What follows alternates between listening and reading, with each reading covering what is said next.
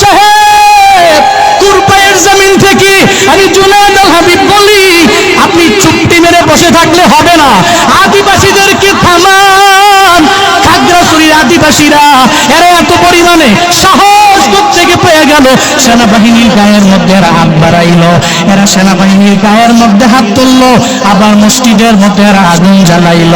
আমি জুনায়েদ আল হাবিব বলি, যদি এখনো পর্যন্ত আদিবাসীদেরকে থামানো না যায়, এরা আজকে মসজিদে আগুন লাগাইছে, আগামীকালকে আমাদের বড় বড় মাদ্রাসায় আগুন লাগাইতেও দ্বিধা করবে না, ঠিক কিনা?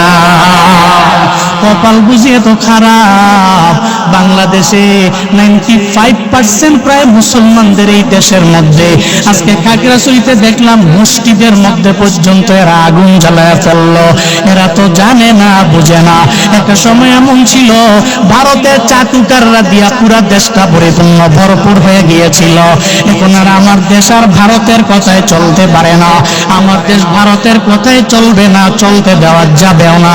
এরা মনে করলো ভারতের দাদাবাবুদের কথা মাইনা মসজিদের মধ্যে আগুন লাগাইলাম, সর্বোচ্চ লেভেলের সাপোর্ট এদের মাধ্যমে পাওয়া যাবে।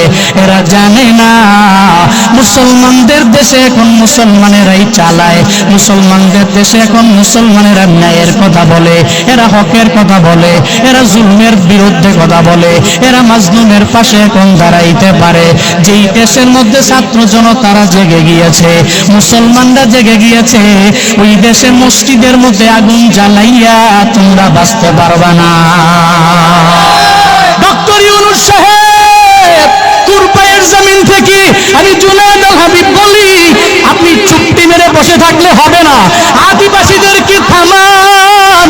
খাগড়াছড়ির আদিবাসীরা এরা এত পরিমাণে সাহস থেকে পেয়ে গেল, সেনাবাহিনীর গায়ের মধ্যে এরা হাত বাড়াইল, এরা সেনাবাহিনীর গায়ের মধ্যে হাত তুললো, আবার মসজিদের মধ্যে এরা আগুন জ্বালাইল। আমি জুনায়েদ আল হাবিব বলি, যদি এখনো পর্যন্ত আদিবাসীদেরকে থামানো না যায়, এরা আজকে মসজিদে আগুন লাগাইছে, আগামীকালকে আমাদের বড় বড় মাদ্রাসায় আগুন লাগাইতেও দ্বিধা করবে না, ঠিক কিনা? এদের মন্দিরগুলো আমরা পাহারা দিলাম। দেখো সারা দেশে পূজা মণ্ডপ, মুসলমানের সন্তানেরা ওই পূজা মণ্ডপের মধ্যে জীবনেও কোনোদিন আগুন লাগায় না। এদের পূজা মণ্ডপগুলো আরো আমরা এই গত 1 বছর আগে পূজা মণ্ডপগুলো আমরাই তো পাহারা দিলাম, এদের পূজা মণ্ডপে আমরা আগুন লাগাই না। এই বৌদ্ধদের যে উপাসনালয়, ওখানে গিয়া তো কোনো মুসলমানের যুবকেরা আগুন লাগায় না, কেউ তো ওখানে গিয়া মারামারিও করে না, আগুন জ্বালায় না, ধ্বংস করে না। আমরা মুসলমানেরা এদের মন্দিরগুলা পাহারা দেই, এদের উপাসনাগুলো আমরা পাহারা দেই, এদের ভালো কাজ করার জায়গাগুলোরে আমরা পাহারা দেই। এরা ব্যতি রেখে আমাদেরকে বিপরীতে আমাদের মসজিদের মধ্যে আগুন জ্বালা। অথচ এটা কি পরিমাণে পবিত্র জায়গা, সেই পবিত্র জায়গায় কি বান্দা নামাজ আদায় করলে আল্লাহ কয়, বান্দা তোর যত জিন্দেগির নিয়ামত আমি আল্লাহ দিলাম, সব নিয়ামত একটা হিসাবও আমি আল্লাহ নিতাম না, নিব না। কেন নিবে না? তুই যদি আমার কুদরতি পায়ের মধ্যে সিজদা দাও, তুই যদি 5 ওয়াক্ত নামাজে একটু মসজিদে যাও, তুই যদি 5 ওয়াক্ত নামাজে আমি রবের কুদরতি পায়ে সিজদা দাও, আমি এত রাজি হব।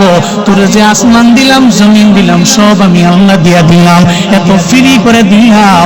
বান্দারে একটা হিসাবও নিব না।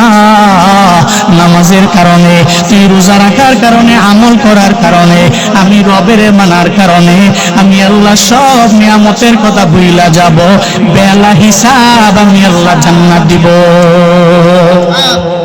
অথচ অন্যের নিয়ে চিন্তা না কইরা নিজের নিয়ে চিন্তা করলে তার জন্য বেশি লাভ হইতো, কিন্তু এটা করে না। দেখবেন কার ক্ষতি কেমনে করা যায়, তার পরিবারটা অনেক বড় হয়ে গেল, এই চিন্তায় সে পড়ে গেল, তার একটা জাদু করা লাগবে, একটা বান মারা লাগবে, তাকে দুনিয়া থেকে বিদায় করে দেওয়া লাগবে।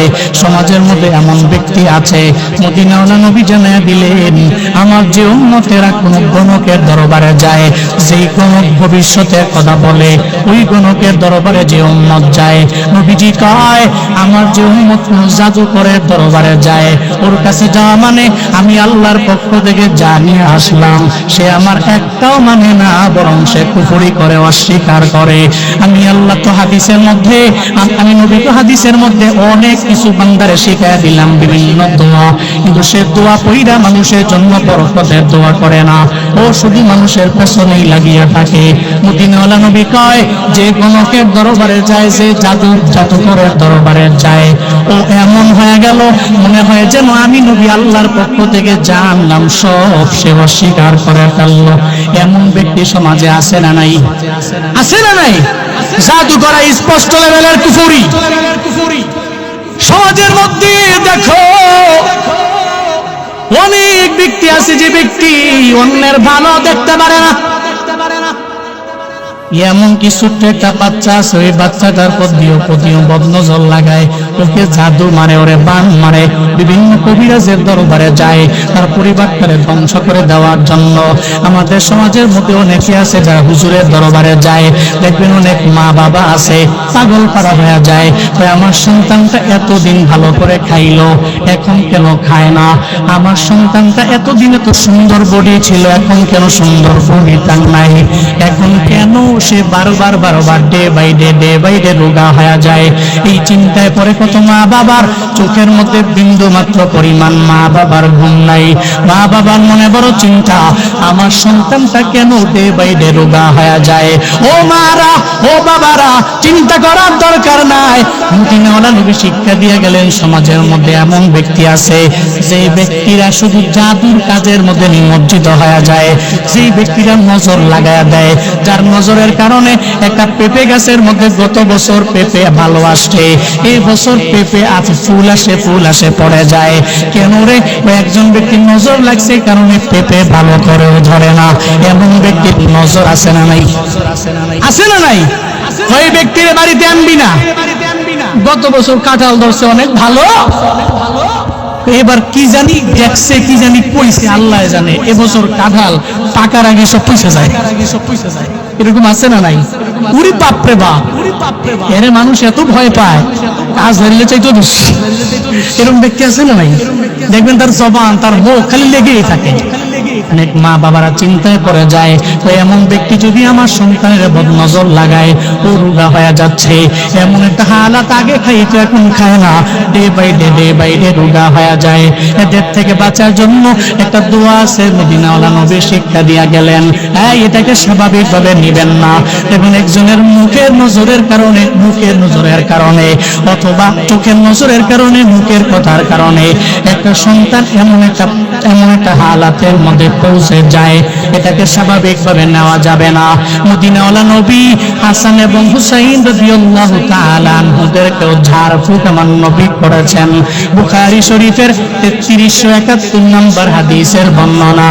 হযরত আব্দুল্লাহ ইবনে আব্বাস বলেন, কানান নবিয়্যু সাল্লাল্লাহু আলাইহি ওয়াসাল্লাম ইউআউযুল হাসান ওয়াল হুসাইন। মদিনাওয়ালা নবী আল্লাহর কাছে প্রার্থনা কামনা করতেন, করে ঝাড়ফুঁক করতেন, হাসান এবং হুসাইনের সামনে ডাকতেন, সামনে বসাইয়া এদের উপরে ঝাড়ফুঁক করতেন আমার পয়গম্বর। আবার এদেরকে বলতেন, ওয়াকুলু ইন্না আবাকুম, নিশ্চয়ই তোমাদের বাবা হযরত ইব্রাহিম আলাইহিস সালাতু ওয়াস সালাম ইউআউযু বিহা ইসমাঈল ওয়া ইসহাক। মদিনাওয়ালা নবী বলতেন, উম্মত, তোমাদের জাতির পিতা ইব্রাহিম, যেই জাতির পিতা ইব্রাহিম, ওনার দুই সন্তান, একজনের নাম হলো ইসমাইল আর একজনের নাম হলো ইসহাক। এই দুইজনের উনিও সামনে আনতেন, সামনে বসাইয়া ওই দুইজনের উনিও ঝাড়ফুঁক করতেন। কি বলে ঝাড়ফুঁক করতেন? ইব্রাহিম নবী ঝাড়ফুঁক দিতেন ওনার ছেলেদেরকে, আর মদিনাওয়ালা নবী ওনার নাতিকে সামনে বসাইয়া ঝাড়ফুঁক করতেন। কি বইলা?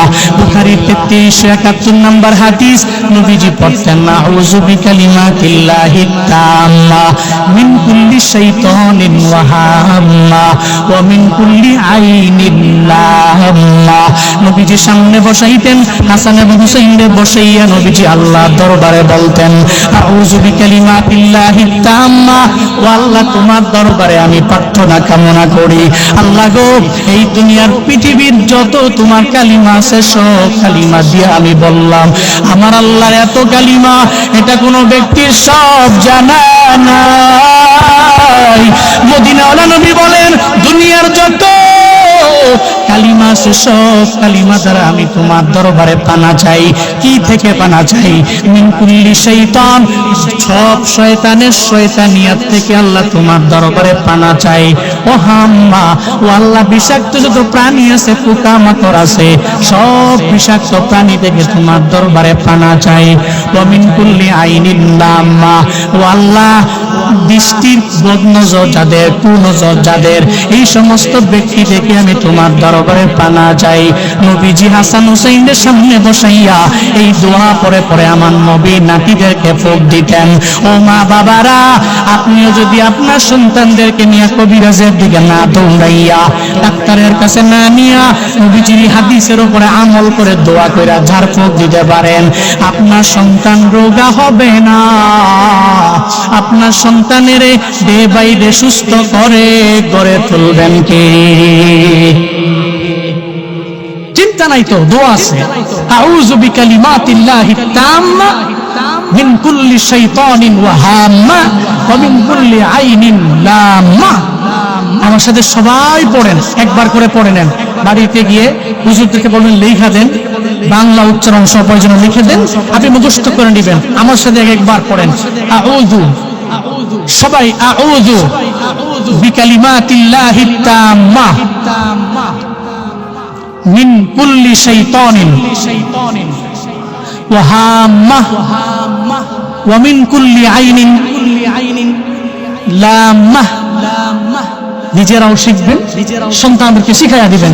যারা ছোট ছোট বাচ্চা আছে এরা তো পারে না, এদেরকে স্কুলে নেওয়ার আগে সুন্দর করে পুরা ফু দিয়ে দিবেন। নজর তো সত্য, নবীজি বলেছেন নাজরু হাক্কুন, আল্লাহ আইন হাক্কুন, সত্য তো। নবীজি বলেন তকদির, ভাগ্য পরিবর্তন করার পাওয়ার যদি দুনিয়ার কোন ব্যক্তিকে দেওয়া হইতো, তাহলে বদ নজর যাদের লাগে, যাদের চোখ লাগে, মুখ লাগে, এই সমস্ত ব্যক্তিদের মাধ্যমে ভাগ্যেরও পরিবর্তন হয়ে যাইত। কত বড় কথা! এর মানে বদনজর সত্য, কিন্তু ভাগ্য পরিবর্তন তো কোনো ব্যক্তি করতে পারে না, এটা তো আল্লাহ করতে পারে। যদি কেউ করতে পারে